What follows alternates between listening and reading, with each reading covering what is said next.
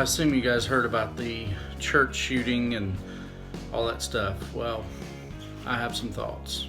I'm recording this later, but I'm going to put it earlier in the video because I think it needs to be said kind of at the onset. But what happened at that church in Texas and any of the other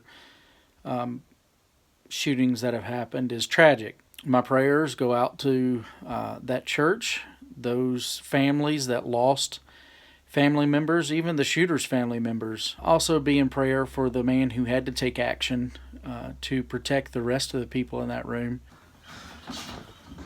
First, I need to clarify some things. I was in law enforcement. I was a deputy before I became a pastor. Before that, I took martial arts for many years, and my background is not one of a pacifist. So when I think about this, I look at the reality. When you look in the Bible, you see Abraham went after Lot. You see David was a mighty man of God. Gideon, all of those men that God used. You also see Peter ready to defend Jesus. The reason that he was told not to was because that needed to happen so that we could have forgiveness for sin. But when you look at the whole of Scripture, we're told that there needs to be people who will restrain evil and will protect those who are not able to protect themselves. So when I say that I have some thoughts about this, I'm coming from that perspective.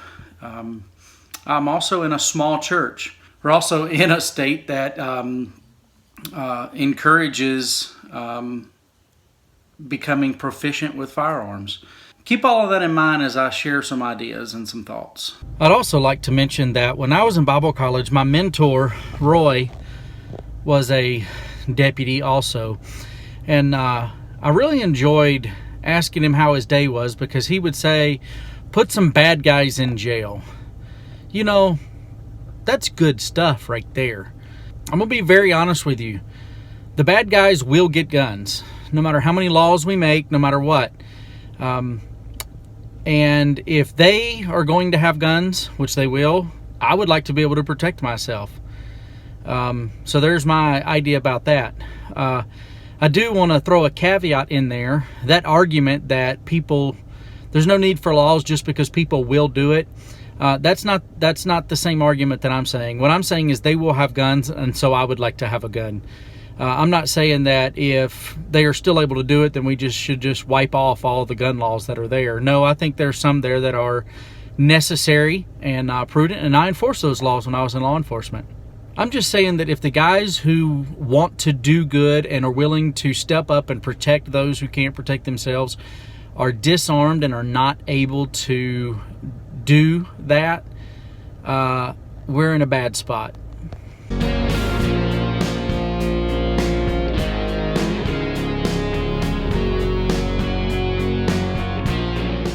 As long as there's bad guys, there needs to be good guys who are willing to employ violence to protect other people. I've always been one of those guys.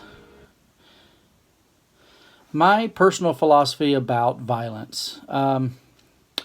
When violence is glamorized and it has desensitized a society, I think there is a problem. I do not enjoy violence. I don't consider it to be something that I glamorize. Yet, I'm also not scared of it.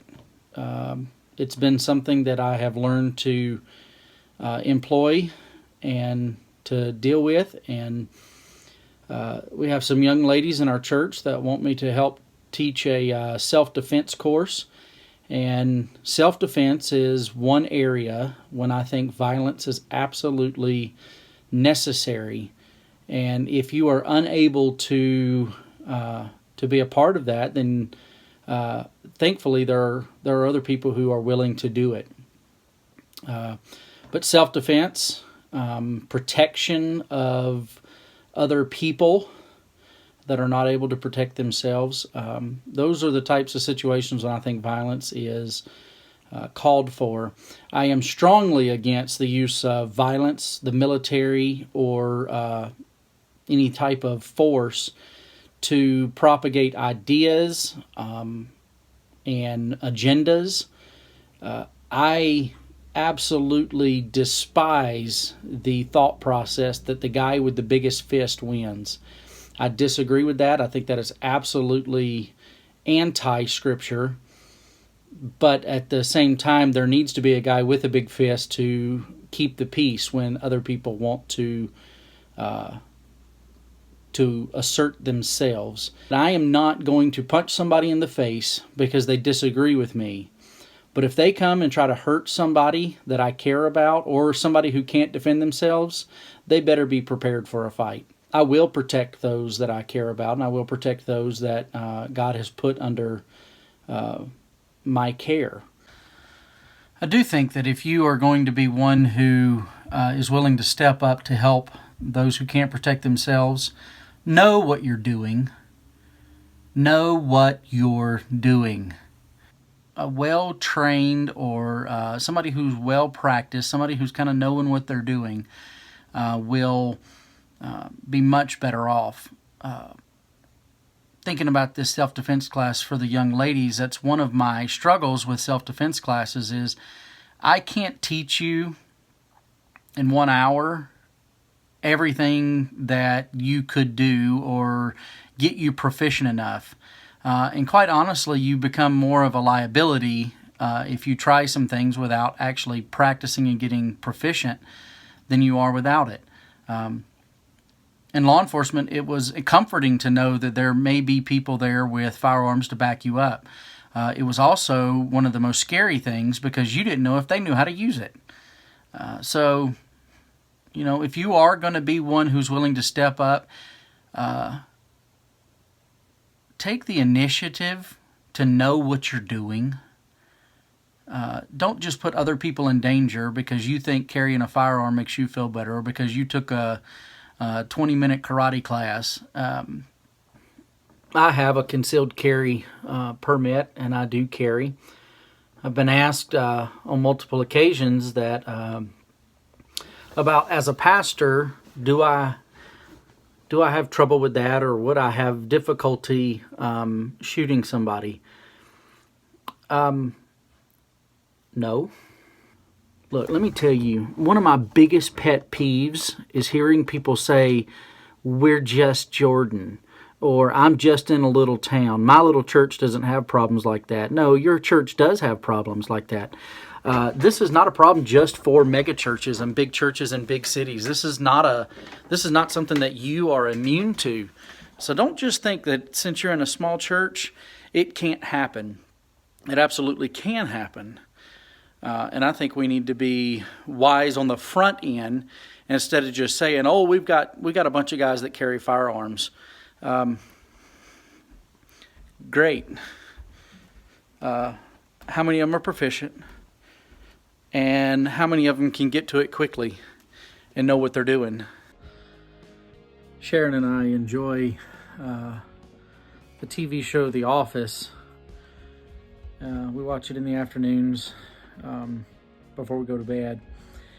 I tend to be the character Dwight, and you may think that Dwight is crazy and paranoid with all of his weapons and all that kind of stuff, but when Roy tried to attack Jim, who was ready? Try to leave you on a light note tonight. You may not agree with everything that I have said or everything that I may do it. I just encourage you to think it through. We have a responsibility when we gather groups of people together, and I just think we need to be smart about it.